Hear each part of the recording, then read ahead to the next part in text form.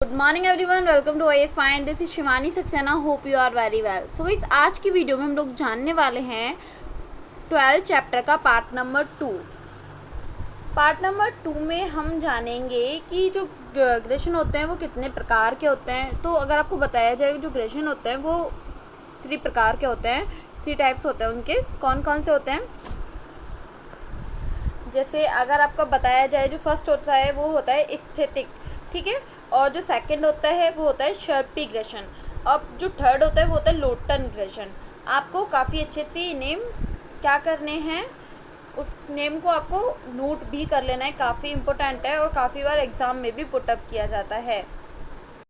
ये ग्रेशन के 3 प्रकार हैं जो आपको नोट भी कर लेने हैं और आपको इसको काफ़ी अच्छे से याद भी रखना है। काफ़ी इम्पोर्टेंट है, जैसे कि मैंने भी आपको बताया कि एग्ज़ाम में भी पुटअप किया जा सकता है क्वेश्चन इसको लेके।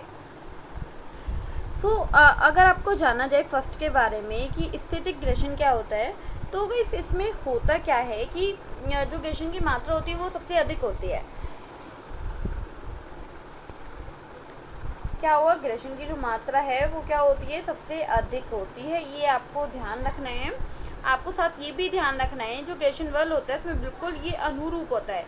बॉक्स का वजन जितना है तो उससे उतना ही वजन उसका किसका होगा, उससे थोड़ा अधिक वजन होगा ग्रेशन का। अगर मान लिया जाए ये बॉक्स है, ये 10 अगर 5 kg का बोला जाए तो ये इजीली इसको खिसका के लेके जा सकता है। लेकिन अगर ये 50 kg का है तो ये नहीं खिसक पाएगा और जो इसका बल है ग्रेशन बल वो अधिक होगा। ओके, तो ये किसका उदाहरण हुआ, ये हुआ आपका फर्स्ट का मतलब एस्थेटिक ग्रेशन का। अगर आपसे बात करी जाए शर्पी ग्रेशन की, तो ये क्या होता है, इसमें अगर आपको बताया जाए तो ये इसमें एक सरफेस होता है जिससे हम अगर ऑब्जेक्ट को इस पर रखते हैं तो वो फिसलता हुआ मतलब स्लिप होता हुआ नीचे की तरफ चला जाता है। अगर थर्ड के बारे में बात करी जाए, लोटन के बारे में, तो ये लोटन कौन सा होता है, लोटन मतलब यहाँ पे कोई भी वस्तु रखी हुई है, ठीक है। लोटन कैसे, अभी मैं आपको बताती हूँ।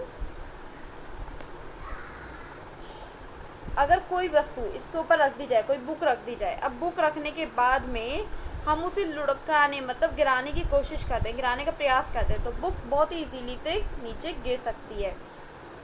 बहुत आसानी से वो फिसलने लग जाएगा, वो लुढ़कने लग जाएगा। ये आपको ध्यान रखना है। तीनों के बारे में काफ़ी अच्छे से आपको पता चला कि ग्रेशन के कितने प्रकार होते हैं, कौन कौन से होते हैं और कौन से प्रकार में कौन सा बल होता है, मतलब कौन ग्रेशन में कम होता है, ज़्यादा होता है। तो अधिक किसमें होता है, फर्स्ट में होता है, मतलब एस्थेटिक ग्रेशन में आपका अधिक बल अधिक बल होता है ग्रेशन बल। लोटन में कम होता है और उसे लोटन से थोड़ा ज़्यादा स्पीड में होता है, ठीक है, सरफेस। ओके, ये आपको ध्यान रख लेना है। अगर हम जानेंगे कि ग्रेशन हानिकारक परंतु अनिवार्य है। आगे ये क्या है,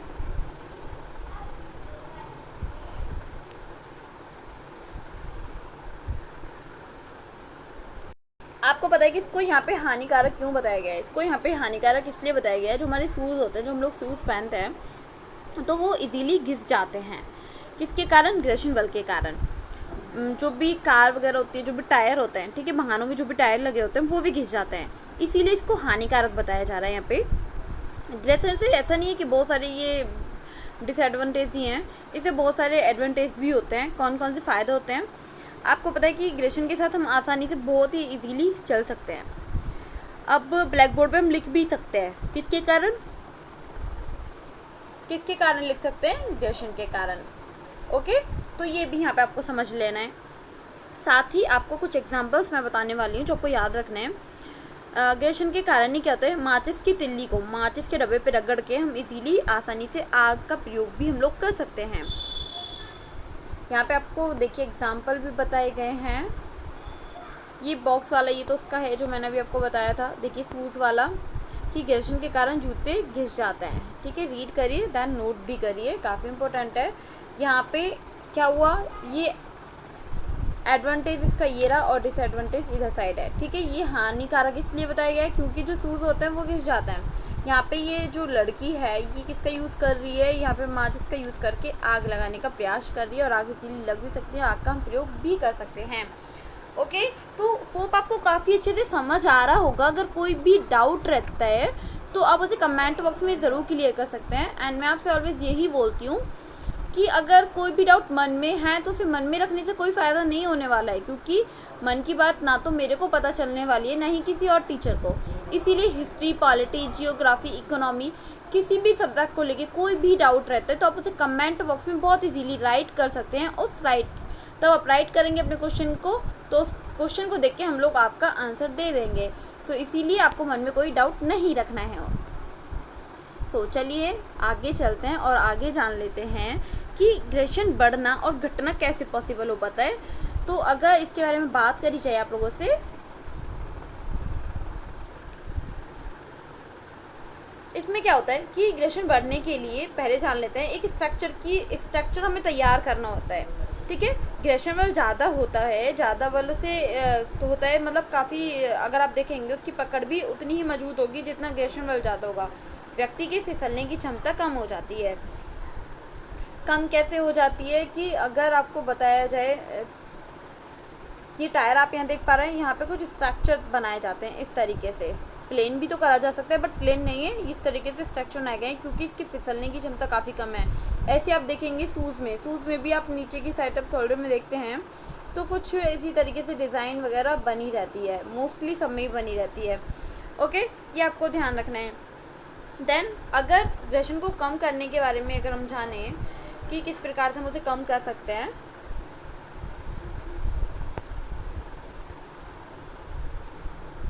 तो आपने देखा होगा कि जो कुछ आपने देखा होगा बचपन में, तब बहुत सारे लोग कैरम खेलते हैं, बड़े होके भी खेलते हैं, ऐसा नहीं है। सो कैरम पे पाउडर का यूज़ किया जाता है। पाउडर का यूज़ किया जाता है ना, क्या आप सभी ने सोचा पहले कि पाउडर का यूज़ क्यों किया जाता है कैरम में? तो इसीलिए किया जाता है कि जो भी उसकी अनियमितता होती है ना वो भरने लगती है पाउडर से, तो हम कैरम पे पाउडर का यूज़ करते हैं। पाउडर जिससे ग्रेशन का बल होता है ना वो कम होता है, मतलब चीज़ें कम फिसलती हैं। अब बल पर ही, जैसे कि दूरी, कम बल हमने मारा और कम बल हम उसे देंगे तो वो दूरी काफ़ी तय करेगी। बड़ी बड़ी मशीनों में जो पुर्जे होते हैं, जैसे काफ़ी बड़ी बड़ी मशीनें होती हैं जिसमें पुर्जे होते हैं, उसमें हम यूज़ करते हैं स्नेहक का। स्नेहक एक पदार्थ होता है। अगर इसके बारे में आपको बताया जाए कि जो भी इससे होता क्या है, जो भी वस्तु हैं, दो वस्तु जिसके बीच में संपर्क है, अब जो उसका खुरदरापन है ना उसको कम किया जाता है, ग्रेशन बल को कम किया जाता है। और जिससे क्या होगा, जो मशीनें होती हैं ना आपकी, वो मशीनें काफ़ी तरीके से काफ़ी कम गर्म होती हैं। मैंने आपको बताया था स्टार्टिंग में कि मशीनें गर्म हो जाती हैं, लेकिन हानिकारक प्रभाव था ये इसका कि मशीनें गर्म हो जाती हैं। लेकिन अगर यहाँ पे स्नेह का यूज़ किया जाता है तो मशीनें गर्म कम होती हैं, ज़्यादा नहीं होती हैं। अगर बात करी जाए स्नेह के प्रभाव के बारे में, तो आप यहाँ पे देख पा रहे हैं, यहाँ पे आपको काफ़ी इजीली जूम करके समझाया गया है। जूम करके आपको ये बताया गया है यहाँ पे कि जो भी कैसे भी पदार्थ है, जैसे अनियमितता को भर देती है। कैसे भर रही है ये, अनियमितता को भर रही है। कौन भर रही है? स्नेह। स्नेह क्या होता है? एक पदार्थ होता है, ये आपको समझ लेना है। मतलब चीज़ें आसानी से फिसलने लगती हैं, मशीनों का मूवमेंट भी बड़ी इजीली होने लगता है, ये आपको ध्यान रखना है। ग्रेशन की कभी पूर्ण रूप से समाप्त नहीं किया जा सकता, ये पॉइंट आपको ऑलवेज ध्यान रखना है कि ग्रेशन को कभी भी पूर्ण रूप से समाप्त नहीं किया जा सकता है। ग्रेशन को आप कभी नहीं ख़त्म कर सकते हैं, कम कर सकते हैं, ज़्यादा कर सकते हैं, लेकिन कभी भी आप उसे ख़त्म नहीं कर सकते हैं। पूरी तरीके से आप कभी ख़त्म नहीं कर पाएंगे। पक्षियों में लगने वाला जो ग्रेशन बल है वो हवा के द्वारा कम होता है। पक्षियों जैसी पक्षियों की शेप को देख के बनाया गया है एरोप्लेन। ओके, एरोप्लेन है तो उसमें भी ग्रेशन बल का यूज़ किया जाता है। रॉकेट है उसमें भी ग्रेशन बल का यूज़ किया जाता है। अब लोटनिक ग्रेशन क्या होता है इसके बारे में बात करते हैं।